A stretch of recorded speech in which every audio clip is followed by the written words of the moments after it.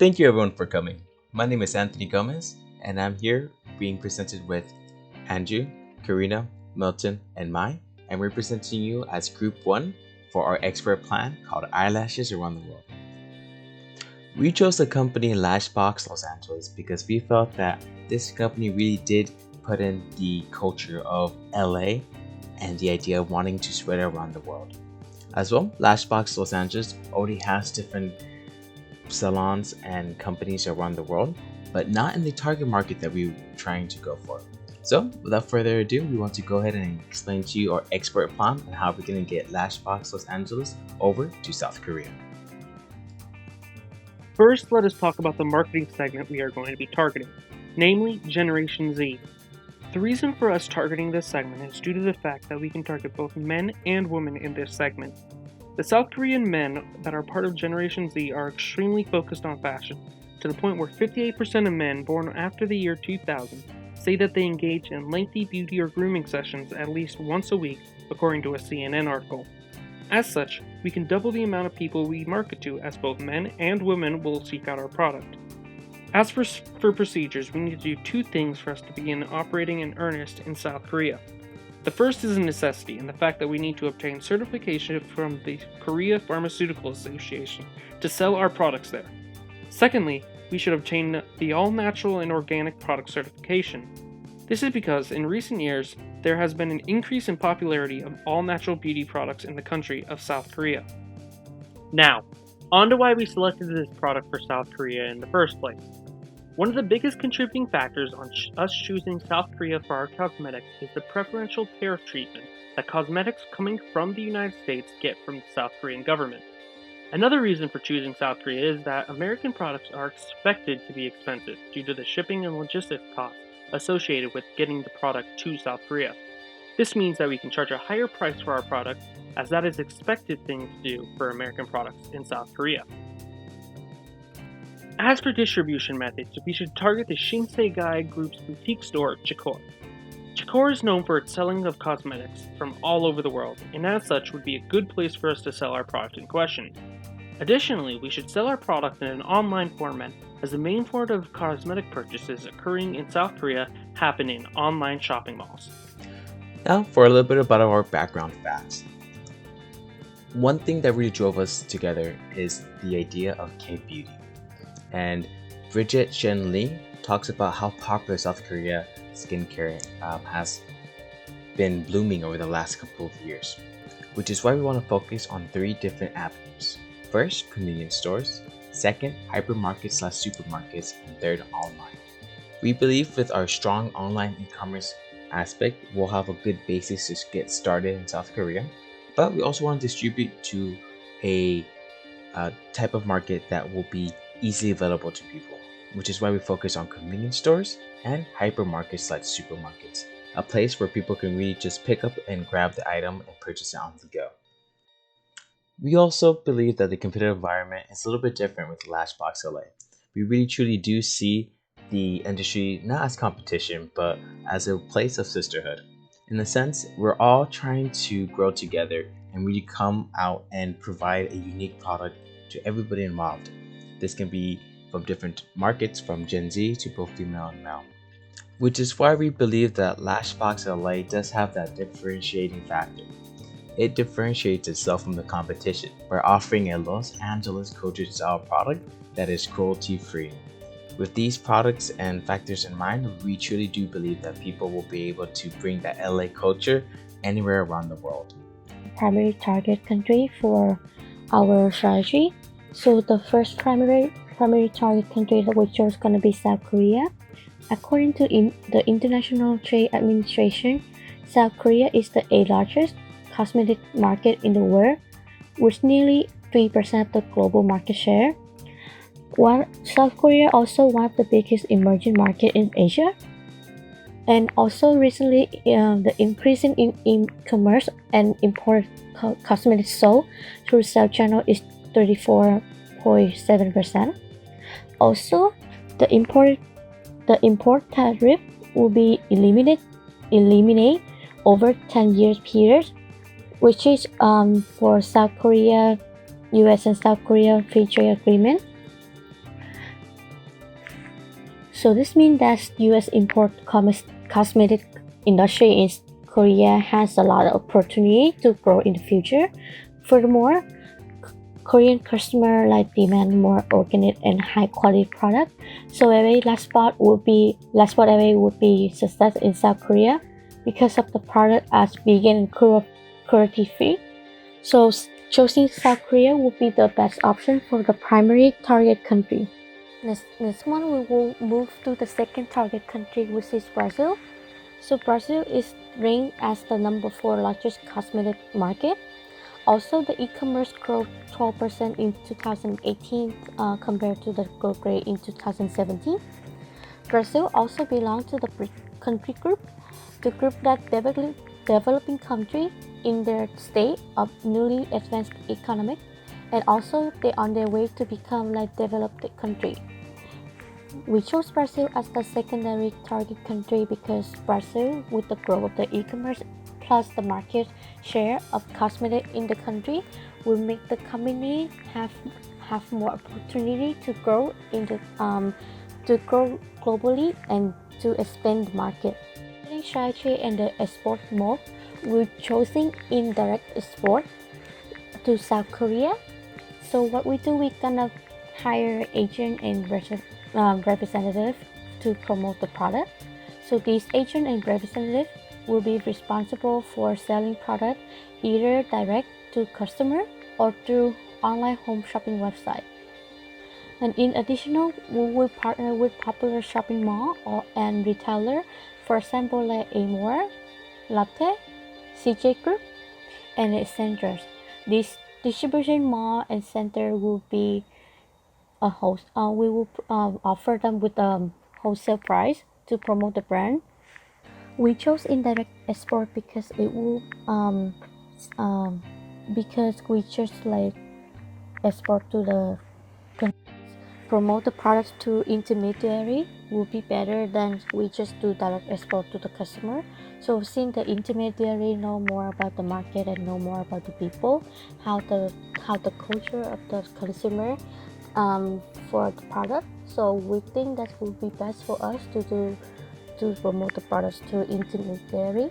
It will be better than we do like direct for the customer. For the Incoterm for export, we chose FOB, which is fee on board. So which is the price code applies as an inland shipping point, and also seller arrange for loading of the goods to like a lot of mode of export, like to rail, car, truck, aircraft, or other mode of transportation. Seller will be responsible for any loss or damage until the goods have been placed at the loading point, and also sellers must be responsible for any loss or damage or both incurred at the same time of point of departure. By doing FOB, will be lower the cost for logistics and also lower the cost for transportation for the seller, which is last spot away and which is our company try to do. Hello, Milton Andrade here, and I'll be discussing the implementation schedule for Lashbox LA. So, with the uncertainty of the ongoing pandemic, the export launch will be set for January of 2021. So, we will have a marketing campaign prepared in the coming months that also appeals to males, as they're their potential clientele in the South Korean market as well. The short-term goals would be to obtain the export licenses, contracts, and relationship with our wholesalers. The long-term goal would be to establish Lashbox LA in South Korea with an annual production rate of 60,000 units and expand to the rest of the Asia Pacific region within 3 years, and hope to be selling 200,000 units annually by then. As for the periodic operation management review, the export launch of Lashbox LA is set for 2021. The periodic operation management review will consist of check-in meetings every 2 weeks for the first 3 months. Afterwards, a check-in meeting once a month after the 3-month period. The purpose of frequent meetings early on is to correct any issues that may arise and keep Lashbox LA from achieving the desired results of the export plan. Also, in doing so, will help make any necessary changes to the operations, whether it's capital related or with management itself, to achieve or surpass the export plan's figures. Now on to the market statistics. By 2025, the lash industry is expected to reach 1.6 billion according to a report by Grandview Research Incorporated. Compound growth rate, or the acronyms CAGR, for the Asia Pacific market is at 6.6%, driving the regional eyelashes market. Although South Korea has 85 cities, Lashbox LA will focus on the 3 cities with the largest populations. Those being Seoul with 10 million, Busan 3.5 million, and Incheon with 3 million for the populations. Now some background facts on this industry would be according to the Optometry Times, consumers around the globe have adopted the false eyelash trend in the last decade as part of popular South Korean skincare movement called K-beauty, says Bridget Shen Lee during a lecture at SICO 2019 in New Orleans. So Grandview Research identified the market share for the false eyelash industry by distribution channels. As you can see on the graph, the number one market share, who holds the market share, would be the convenience stores, and second place would be hypermarkets and supermarkets, and third place, online. And so the competitive environment, so Lashbox LA do not view others as competition, and this is posted on their website. But instead, they view the industry and their competitors as a sisterhood. And they believe everyone should grow together and not bring one another down, so they can all rise together. So some of their competitors, one would be Ardell Lashes, who are German-based, who offer how-to videos on their site and a bunch of tutorials. But their standout feature on their website would be their virtual try-it-on option that literally lets you try on the lash of your choice, and you get to see how it looks before you make the purchase. So that's quite unique for their website. And Gianni Lashes is a Chinese competitor who specializes in wholesale of a variety of fake lash sizes on their site. Their website is pretty straightforward, a pretty basic wholesale website, nothing too fancy. Blink Lash Stores, they pride themselves in providing a rewards program that earns points towards free products, and they offer special discounts when purchasing wholesale orders over $500. And as for Lashbox LA, well, it differentiates itself from the competition by offering a Los Angeles culture-styled product that is cruelty-free, that offers ease of putting on and removing, which is quite different from the competition. And now I will pass it on to the projected sales. Okay, so now I will be talking about the projected sales we are expecting to have after exporting our lashes to South Korea. So according to the Korean Cosmetic Association, South Korea is the 8th largest cosmetic in the world, representing nearly 3% of the global market. So this is mainly another reason we decided to export to South Korea. Koreans are typically all about innovation and adapting to makeup trends. And recently, as of 2019, a makeup trend right now is thin lashes. So we are hoping that with the variety of lashes we provide, we can allow our customers to achieve their desired look. And not only that, but imports in South Korea continue to increase. In 2017 alone, imports went up by 8.9%, valuing nearly $1.17 billion. And alone, U.S. imports accounted for 24.7% of the total market share. Now, figure 2, as you will see, month 1 to 3, we do see a profit loss. Now, we are being realistic.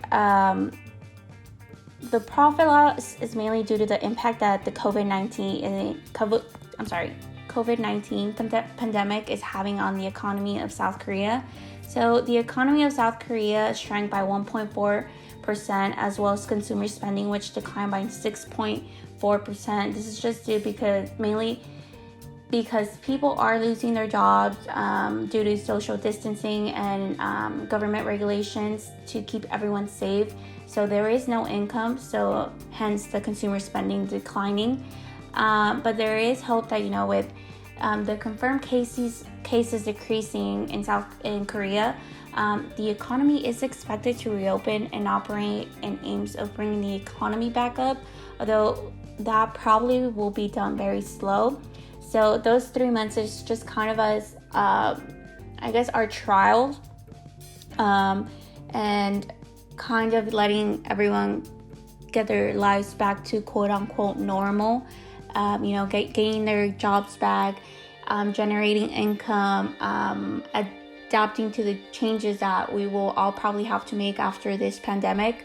But then after that, month 4 through 12, at least for the first year, we will be seeing an incline of profit gains after, we get our consumer loyalty, and just once our consumers start to seeing the type of product we provide, their quality, etc. So after that, we are seeing a profit gain.